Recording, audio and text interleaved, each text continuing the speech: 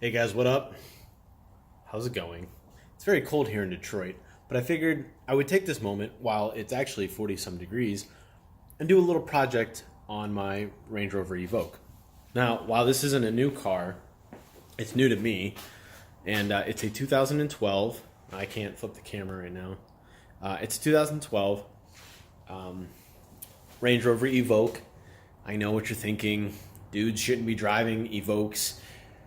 It was partially designed by Victoria Beckham, but frankly, that's what sells it to me, is that she's such a good fashion designer and she's very artistic and creative, which is kind of what I am. Being in the automotive design industry, I figured it made sense to do. Plus, it's really good off-road. It's built pretty well. I haven't had any problems with it, knock on wood, but I really enjoy it. So right now, it's warm outside, like I said, and I wanted to take a moment to do the spark plugs. So I'm going to make this really, really quick. It's like 3 simple steps. So here we go. Okay, so I've already run through most of the basic stuff to get it prepped for this video because I want to keep it as short as possible because this is actually a really easy job. So kudos to Land Rover for making a quality luxury vehicle that's really easy to work on. So basically, you're just going to pop this plastic engine cover off. It comes off real easily. Just, be gentle with it. Take this off. Once you get the cover off, just put it to the side nice and carefully. Then you got your this is a 2.0 liter, it's 4-cylinder. So basically, you're just going to have the 1, 2, 3, 4 spark plugs. And you're going to start by pulling this little plastic tab. Pull this guy out. I can't pop it back in right now, but anyways, you pull that out. It slides this way. Pull it out with your nail. Pop this off carefully and go down the row. Take them all off. Of course, you're going to want to unplug your engine first, or the battery anyways. You're going to want to unplug the battery just so there's no chance of getting electrocuted. But I've done spark plugs enough, and I've never been electrocuted. Again, knock on wood. But for safety's sake, just go ahead and undo the battery.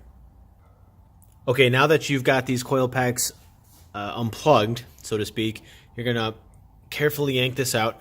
There's not a lot to it. In fact, this wasn't even stuck on there. A lot of times these get stuck, and this time it did not. So there's my hole. Here's my coil pack thing. And then we got our spark plugs. I've already taken the spark plug out. Oh, wait, you know what? Before you do that, there's a screw that's got to come out. So you undo that screw. There's 4 of them, obviously. And I used this looks like a, hold on one second. It is an 8mm socket, and I am using a, what is this, a 1/4-inch drive? Whatever this is. So anyways, I'm using one of the smaller drives with a bit of an extension. That way you can get in there. Now, the second one is a little is pretty easy to get to. The third one, still easy enough to get to using this socket and drive. However, the 4th one, and I still haven't figured out exactly how to get down in there yet without busting anything, but it's kind of hard to see. It is right there, and it is tucked underneath this. So I'm going to go ahead and take these out, and I'll be right back. Okay, so unless you have a flexible socket in drive, which I don't think I do. I might. I'm going to check and see if I do, but you may want to take off that bolt right there on the intake. That should allow some flexibility on the intake to wiggle that out.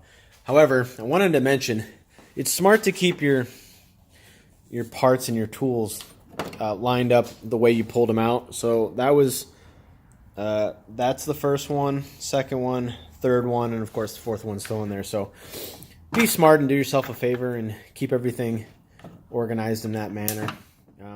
Some cars actually require you to, and of course if you have the cable like on a 6-cylinder or an 8-cylinder, you have to know where those wires go, and there's a specific wiring diagram. And if you wire it up wrong, your engine's going to fire wrong, and you're going to have a lot of problems down the road. So I'm going to try and get this thing out, and I'll be back with the right tool that I used to do it.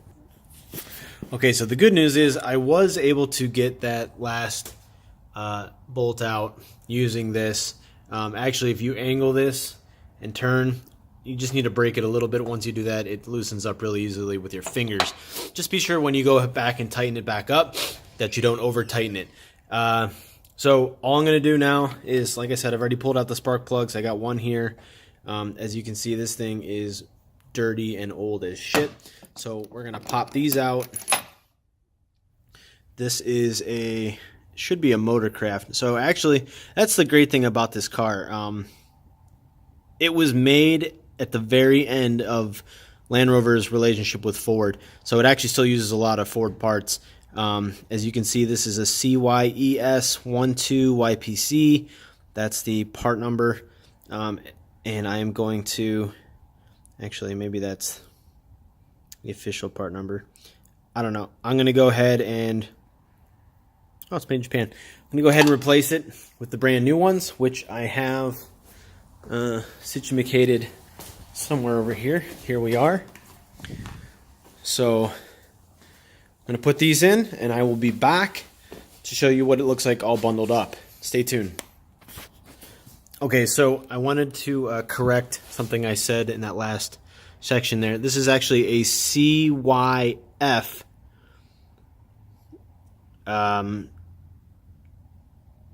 S12, and then I think it's a YPC. So I actually went with a slightly better spark plug, and I've got, I believe they're double iridium, but it should help with performance and fuel economy a little bit.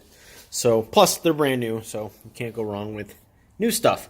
Anyways, I'll be back. Okay, so just so you know what this looks like.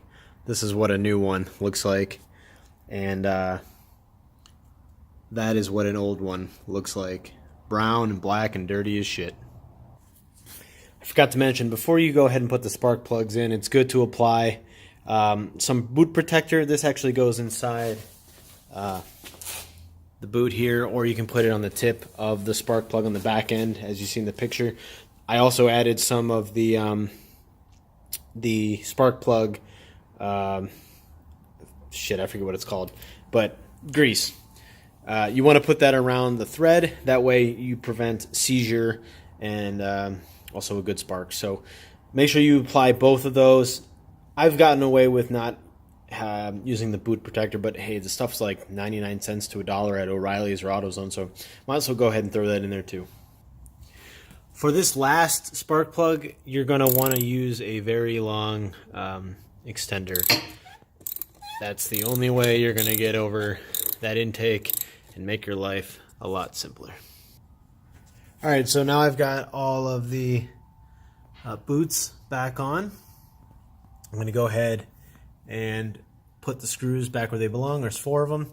Tighten those down, and then I will plug each one of these in. 1, 2, 3, 4. Then put the engine cover back on. We'll be done. Alright, everybody, so there you have it. Range Rover Evoque spark plug install. Pretty simple. Once you're done, just go ahead and tidy everything back up. Maybe give your engine cover a little polish, you know, 'cause she's been good to you. And then go ahead and turn her on. You'll know that you did it wrong. A, if the car doesn't start, and B, if it does start and you start hearing like a misfiring, and then you'll get some engine codes.